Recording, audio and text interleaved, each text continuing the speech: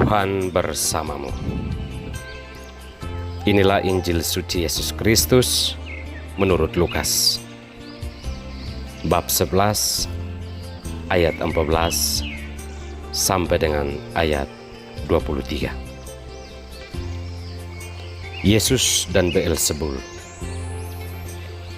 Pada suatu kali Yesus mengusir dari seorang suatu setan yang membisukan. Ketika setan itu keluar, orang itu bisa dapat berkata-kata. Maka heranlah orang banyak.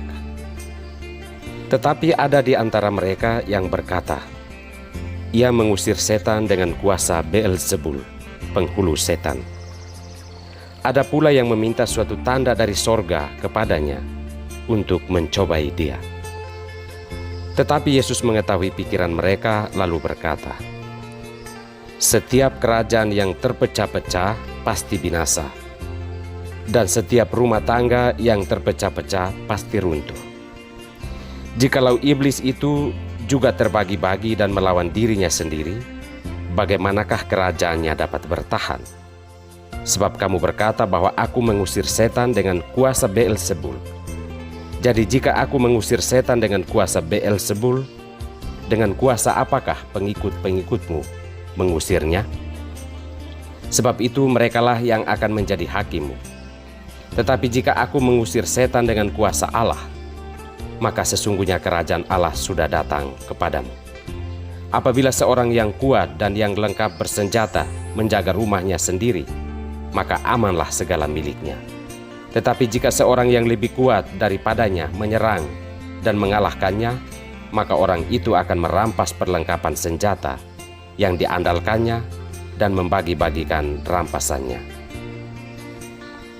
Siapa tidak bersama aku, ia melawan aku, dan siapa yang tidak mengumpulkan bersama aku, ia mencerai-beraikan. Demikianlah Injil Tuhan.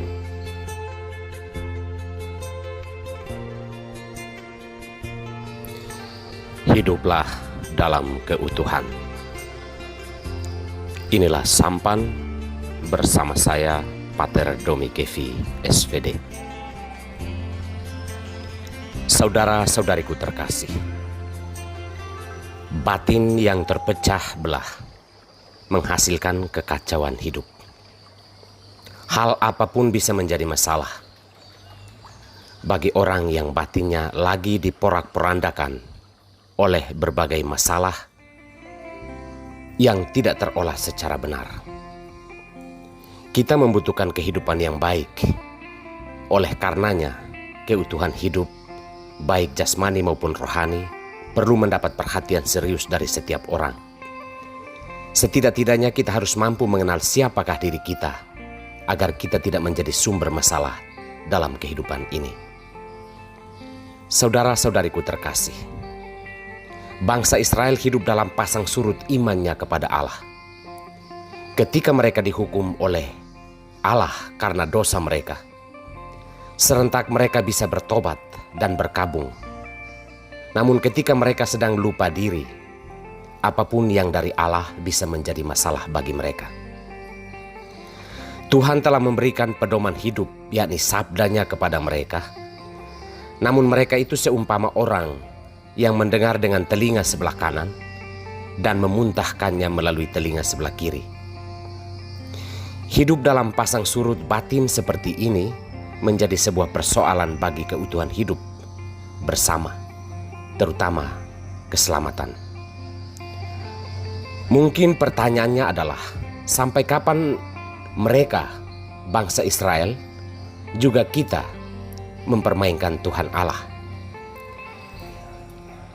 Mengejar kesalehan rohani membutuhkan pengolahan batin yang benar agar kita hidup utuh secara jasmani dan rohani. Jika secara rohani batin kita terpecah belah, maka akan tampak produksi kata dan tindakan dalam hidup sehari-hari. Bisa berupa kekerasan verbal dan juga bisa berupa kekerasan fisik yang membuat kehidupan kita tidak bahagia. Yesus menghadapi persoalan yang sama. Ketika ia menyembuhkan orang yang bisu, ia dinilai melakukan itu dengan kuasa setan. Yesus seolah-olah bingung dengan mentalitas seperti ini.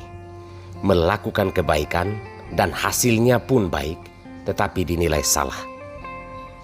Inilah gambaran hidup yang sedang terpecah belah oleh berbagai kepentingan dan nafsu, sampai tidak bisa membedakan manakah yang benar dan manakah yang salah. Menjawab situasi seperti ini, Yesus menegaskan keutuhan hidup. Hidup yang benar menurut Yesus adalah bersekutu dengan Allah agar kita memiliki pandangan hidup yang benar tentang kebaikan dan kebenaran. Jika kita bersekutu dengan setan, maka kita tidak memiliki pandangan hidup yang benar. Yang ada adalah persoalan iri hati, cemburu, bersaing secara tidak sehat, memandang kebenaran sebagai kesalahan, dan memandang kesalahan sebagai kebenaran. Saudara-saudariku terkasih, masa puasa adalah waktu yang tersedia bagi kita juga untuk mengolah batin kita dari berbagai keterpecahan hidup oleh berbagai kepentingan. Oleh karena itu, persekutuan dengan Allah melalui doa-doa kita akan sangat membantu kita untuk mengenal dan mengolah diri kita di jalan Tuhan, bukan di jalan iblis. Hiduplah dalam keutuhan bersama Tuhan. Tuhan memberkati kita semua.